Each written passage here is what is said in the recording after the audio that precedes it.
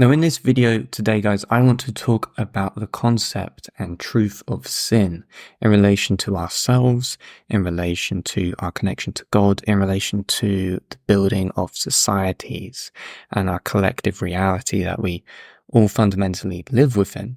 Because there was a very interesting way that Carl Jung saw sin, and he said that without error and sin, there is no experience of grace.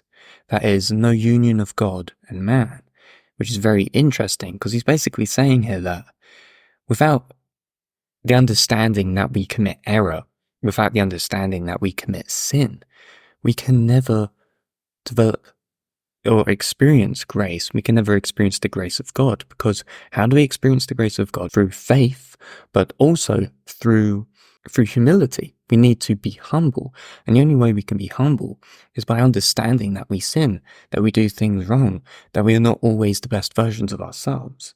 And being humble brings us a entrance into the learning of wisdom and the understanding of wisdom, so that we can embrace wisdom, take it on as a fundamental form of truth, so that we can become wise ourselves, spiritually wise, emotionally wise, and all of these things, so that we can develop a better connection to God. Because sin and not exactly the commitment of sin, but the understanding that we sin through repentance is what brings us closer to God.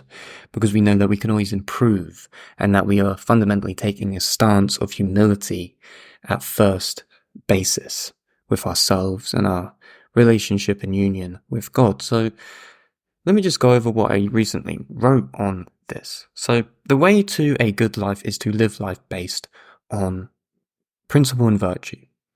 Christianity not only describes the 7 deadly sins, the cardinal sins of human nature, but also illustrates perfectly the antidote of defeating these forms of sin through acts of principle and virtue. So, for example, you have pride, greed, lust, anger, gluttony, envy, laziness. Now, what fixes pride? Humility. What fixes greed? Generosity. What defeats lust? Chastity. What defeats anger? Patience. What defeats gluttony? Temperance. What defeats envy? Charity. What defeats laziness would be diligence. So you have these virtues that defeat our vices. Very, very interesting. Okay.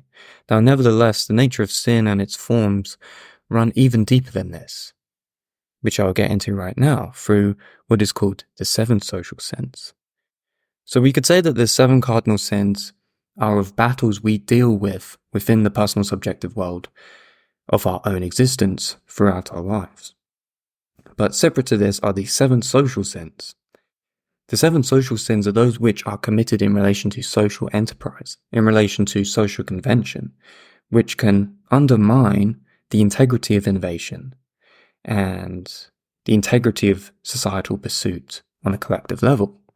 Now, these 7 social sins are formulated by an Anglican from England called Frederick Lewis Donaldson, and these are the following, and they're very, very wise, So 1, wealth without work, pleasure without conscience, knowledge without character, commerce without morality, science without humanity, religion without sacrifice, politics without principle.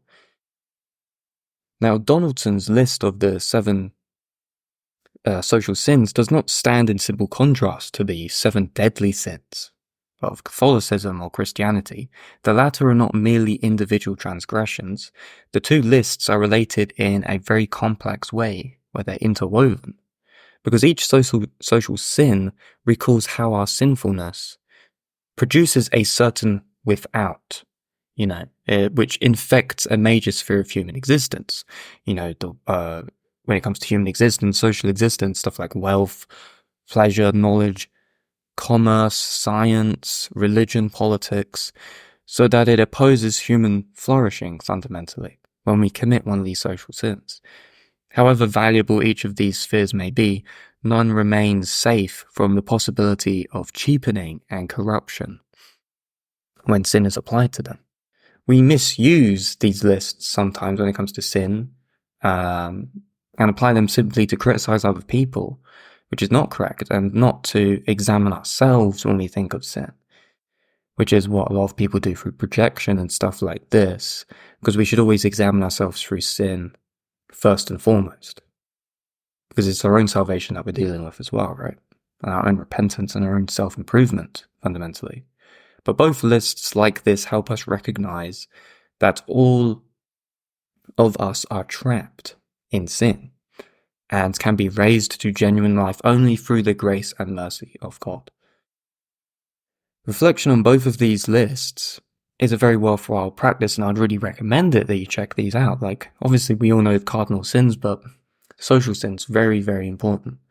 Doing so will keep ourselves centered on virtue and principle, so we are constantly guided by virtue. It will bring us closer to God through the recognition of our own sin, which shall gift us with humility, which will gift us humility in the face of God through our daily lives when it comes to work and the development of our relationships through integrity and virtue. So if you personally really enjoyed this video and you found it to be something that resonated with you, and you want to do yourself some form of coaching, or you are yourself struggling with sin in a more secular sense, because things like procrastination, things like, bad habits, all of these types of things, they are secular definitions of sin, because, you have like gluttony, laziness, slothfulness, all of these things. Procrastination is very much something of slothfulness, laziness. These things are sins, basically.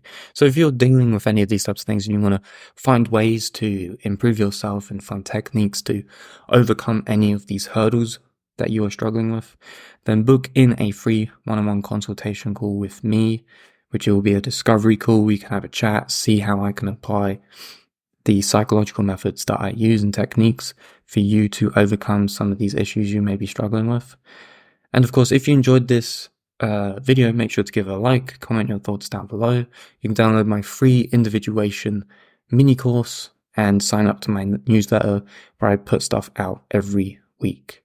So thanks for watching, everyone, and I will speak to you in the next video.